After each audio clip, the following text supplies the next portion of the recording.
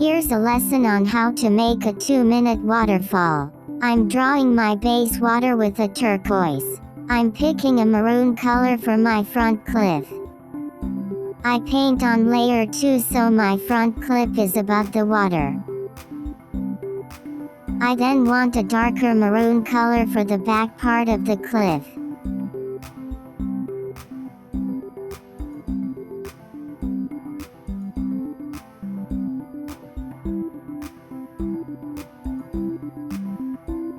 I've created and saved a water brush in my toolbox folder.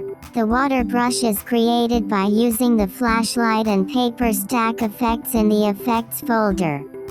The water brush simulates a water-like effect, making a gradient of blue and white run through the line.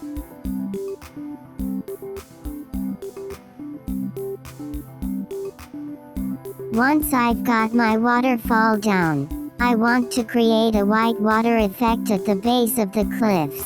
I'm turning off the flashlight and 8-bit tool in my effects and turning on my graph effect.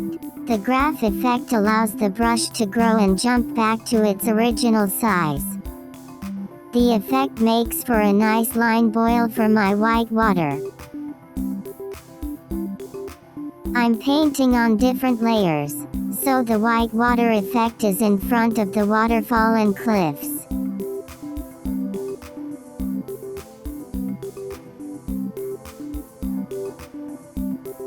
Last step.